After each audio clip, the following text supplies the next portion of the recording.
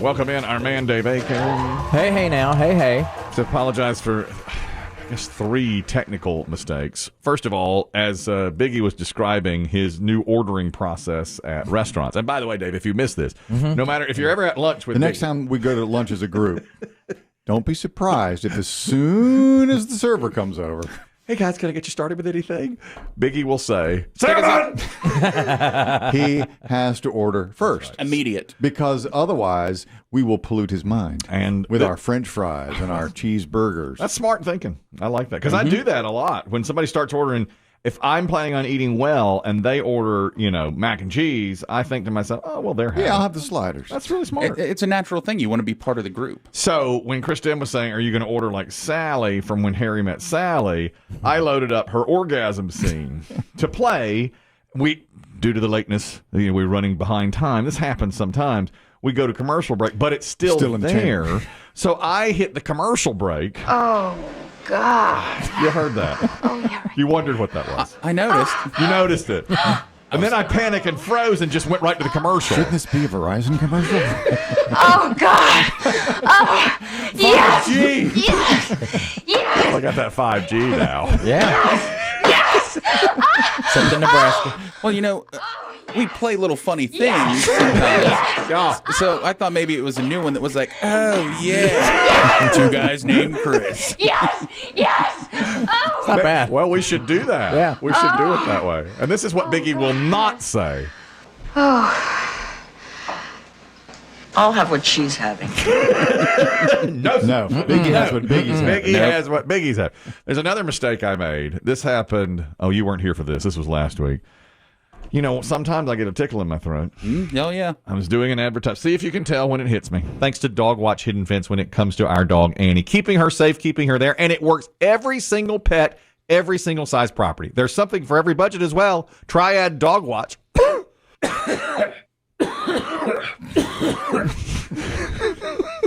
I didn't hear anything different. I've known you a long time, Kelly, and I could tell that you were not on the right track.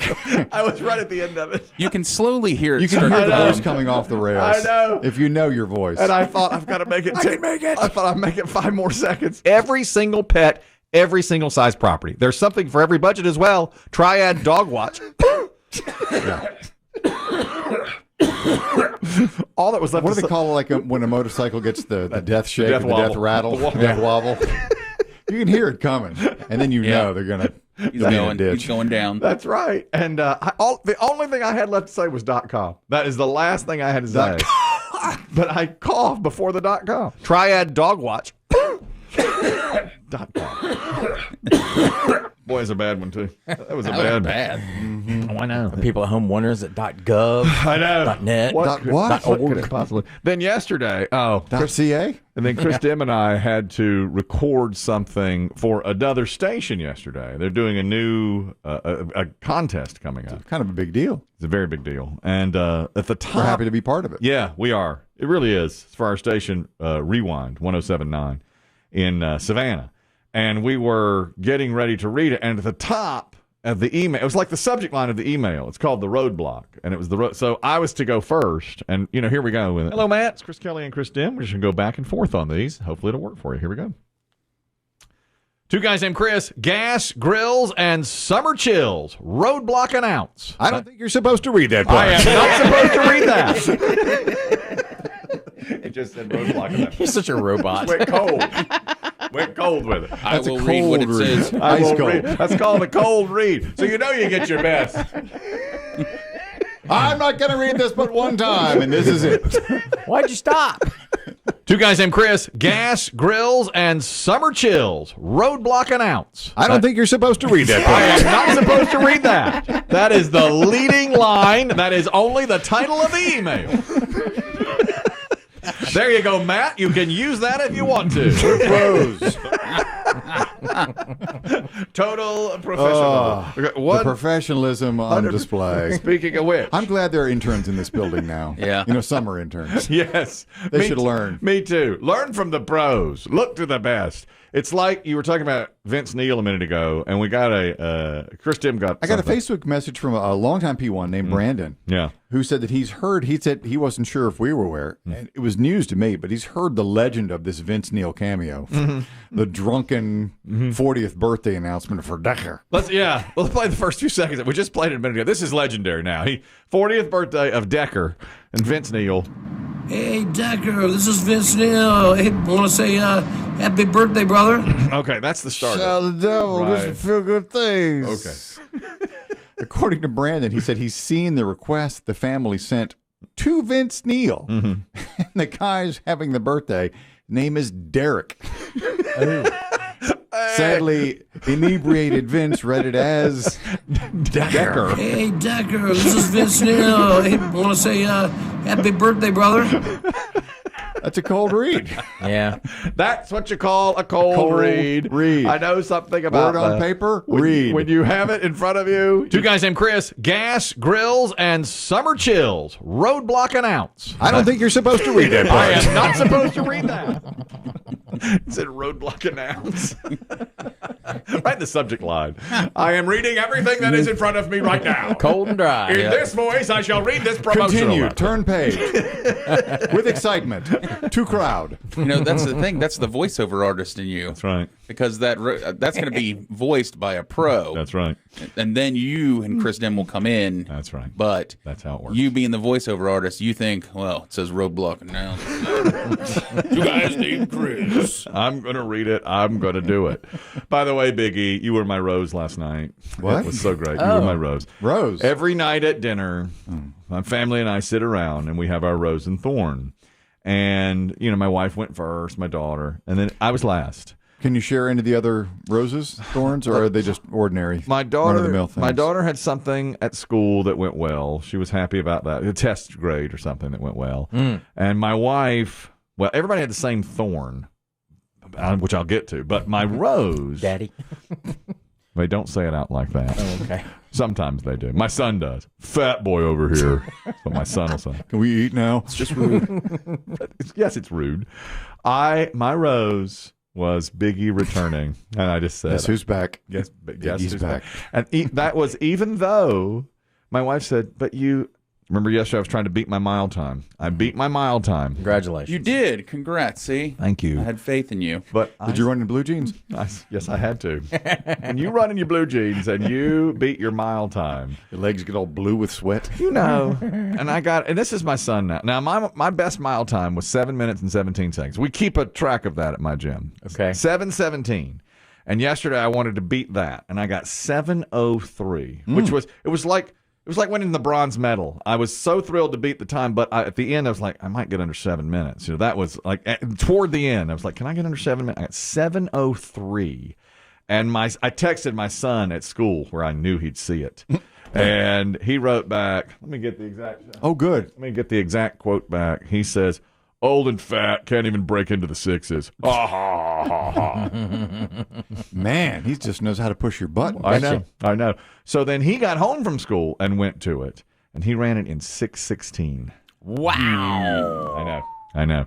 6:16. Well, So the two of you could start at the same starting line. He could be finished with his Gatorade by the time Dad crosses the finish line. Yes, that's right. I didn't even break a sweat.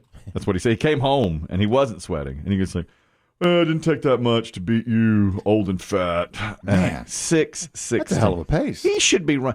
Listen, the guy next to me, when I did it, who was probably 30, early 30s, I would say, from out of towner, 5:24. 5:24. I thought he was injured when he got off of it. I was like, is he done? I mean, he got off the thing. How old is he? Early 30s, I would say. Where do you think is he from around here? What was his time? How'd your son do? I was focusing on I was focusing on if maybe there was traffic you were running through. I think we know who's the thorn most is. You've just made Thorn. Yes.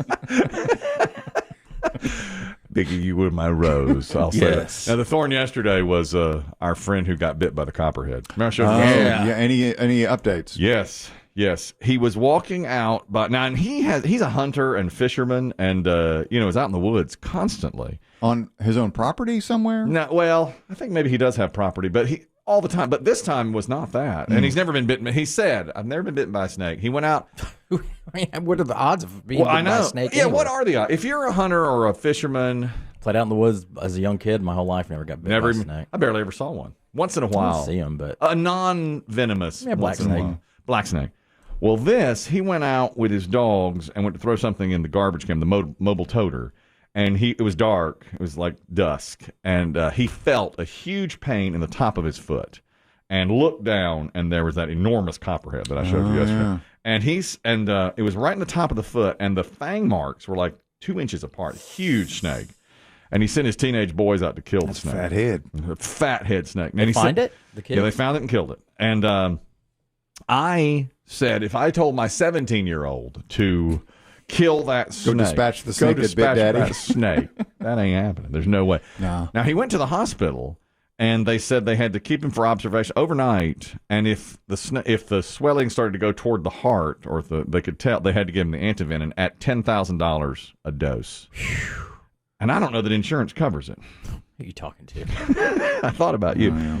Luckily for him, it did not. It just settled there. But his leg, he said his leg is in such severe pain, the worst pain he's ever felt. And they said, well, it attacks the nerves, so it's going to be that for at least 3 to 4 weeks. Oh, my God. Can you imagine? Oh, my gosh. How does it go to the heart? Is that when the snake hits the blood vessel or maybe. Something? That's a good question. Maybe that's right. It just hit his meat? That's not a popular time of day to come across a snake in the evening. It? I don't know. But out next to his trash cans. I just always thought they were out during the day, either in the sun or in the shade, wherever they need to be. Equalizing. But during the day. Yeah. Not a sunset. There's a story. I didn't click it. I just saw the headline, Kelly, and this might apply to you. They said that a lot of people are the hot new place for snakes to hide this summer inside your pool noodles.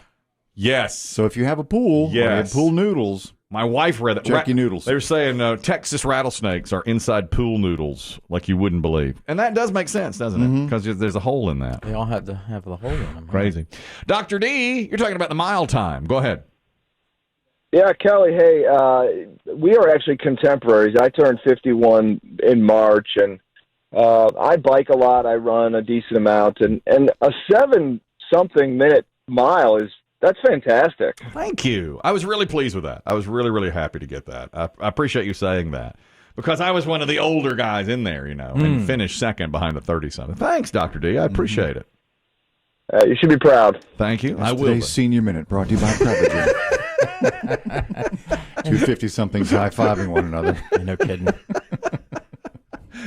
Then Dave, how old was he? Was that guy? That guy wasn't a doctor, was he? That wasn't a doctor that called, was he? How good's a mile time at age 51? I don't know. Lee, you're talking. What is a good time at 51? Lee, you're talking about snakes now. My friend just got bitten by a copperhead and a very large one. Go ahead. Yeah, P1 Lee. Thank you. I was fishing down on the Albemarle Sound one time. The banks were real close together, and there were so many snakes. They were chasing the boat, and they were in the trees over top of the boat trying to fall into the boat. Oh, my God. I counted 28 at one time I could see. That gives me the willies That's wild. to think about it. That's why things like kayaks scare me. Yeah. You're so close to the water. Yes. If you're out there, and then you go along the bank shore. So you just got out of there, I would say, right? Oh, yeah, we got out of there, and talking to kayaks, we were kayak fishing in Pensacola, Florida, and had alligators come up right beside the kayaks. But then, you could touch them with your pole. Hell no. We're indoor people. Yeah. We are indoor. But see, he just walked out to his garbage can, which I do. Yeah. Thank you, Lee. Really appreciate you listening in the story. Let's go to Anonymous talking about copperheads. Go ahead, Anonymous. Yes. Yeah, I was telling Biggie, my dad was bit probably about 7-8 years ago. And he was in the hospital for 24 hours, and his bill was close to $160,000. Yeah, that's right. Well, that's what they said. $10,000 per venomous, per antivenom. Now, does insurance cover that, or is that right out of his pocket? No, he ended up paying a couple $100. Okay, good. I'm glad to hear that. Because, look how expensive that. Remember there was that one case where the couple went in and he had been bitten by a snake, and it was hundreds of thousands of dollars, and they had to pay for it. But you would think, and I know nothing about science or snakes, we're indoor people here, but, copperheads are fairly common. Yeah. I don't know, is it just the science of turning whatever it is, that medicine into the antivenom? It must be. Do you need part of the snake venom Yes. to turn it into the medicine? You do, and here's why I know Also, that. yeah. Because my family in Florida had a snake get in their garage, and they called somebody, and the deal was they said, look, if it's a venomous snake, it's free for us to come get it. If it's not, if it's just a regular plain old snake, it's $100. Why? Because they milk it for the venom. Oh, they get the venom. For the anti-venom. It's a for-profit snake. Interesting. Yeah, and the guy said, then he pulls it out, and he goes, nah, yeah, it's $100. Not venomous. A non-venomous snake. Michael, you're talking about copperheads. Go ahead. Yeah, I got bit one time. We were flipping over a canoe, and snake caught me right in my thigh. And they told me that if it was close to a vein, the venom will travel in your bloodstream. That's what Chris Demm was guessing. Well, I that's think. no, Dave. Oh, Dave said that. Yeah, because the veins go one way, arteries go the That's other. right. That's right. But for him, for my friend, top of the foot. Was he barefoot taking his trash out? He was. I don't want to judge. He was. I thought the same thing. I was like, slip your shoes on. You take the trash out. Well, Put that on your helps house shoes at least. some, I guess. Yeah, but right in the top of the foot and he said awful pain and still in terrible pain. And what you hope is it didn't have babies. Right. The snake. Yeah. And clearly it's been there for a little while. Well, huge. You said it was snake. big. Yeah, and they said they put him on all sorts of painkillers, and it's not even touching it. I mean, it is still just throbbing, apparently, for him. I felt terrible for him, but I did also judge quietly. Like, put your shoes on. Taking your trash out barefoot. I never go bad enough. Were you Little Abner? I know. Dog patch. Sam, you're talking about copperheads, too. Go ahead. Yeah, I actually breed snakes, and I don't know a ton about venomous, but I do know copperheads are typically pretty docile. So normal, and no snake likes confrontation, so they try to get away from you. They don't want anything to do with you. Right. The issue is normally like this situation where it's dark or you're reaching into something like a wood pile, and they're not expecting it. Yeah. They're just striking in defense, basically. Yeah. You know, it doesn't make us feel better as humans, but you're right. I mean, it's true. It's like Chris Kelly. Doesn't like confrontation, but eventually will snap. That's the truth. Isn't it? I'm a You're a copperhead. I am. That's what I am. You're like with a 6-month dormancy period. God, Every that's 6 so months you true. erupt. God, what a great point. Thank you, Sam. Like an Icelandic volcano. I hate confrontation. Hate I'm it. dormant. I lay around, get big, get thick, and then I'll strike. Sit in the dark alone. That's right. When you least expect it, I'll strike. Yeah. God, that is exactly what I am. What a very good point there. My wife and I were watching, this is animal related too. We were watching the news last night. And by that, I mean Inside Edition. Oh. This is how my wife is. They teased this story, and they had a guy who makes prosthetics come on and said, I just did the most gratifying thing I've ever done in my career, and I did it for a newborn. And she's ready to change the channel. She's got the remote up. And they show this little baby giraffe he's working on. She's like, oh, my God, I thought it was a child. We'll watch this. Heart of gold. I said, so you mean if it had been a child? Oh, it's going to change the channel. Wheel. I'm sure.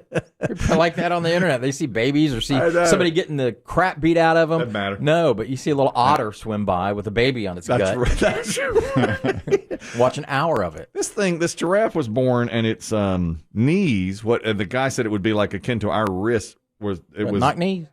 It was hinged so it would go backwards and forwards. I mean, it would not lock into place. All four? Mainly the right front, the left front had a problem. Run too. backwards? It couldn't get up. I mean, it would. Oh, that's too bad. So they put it under, and the specialist made an exact mold of his legs, and they put the braces on him for a couple of weeks until they were able to grow together, and then they were able to take them off, and now he's back out with his herd.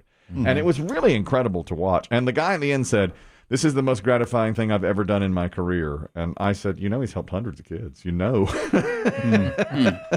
He's done that. But we only watched it because it was the little giraffe. And it was and it was at the San Diego Zoo. And they had him out with all the other. Yeah. In the wild, that giraffe was dinner. They said what would have happened had he been born in the wild. He'd have made it a day. That something would have eaten that. Or eat it. Oh, yeah. Absolutely.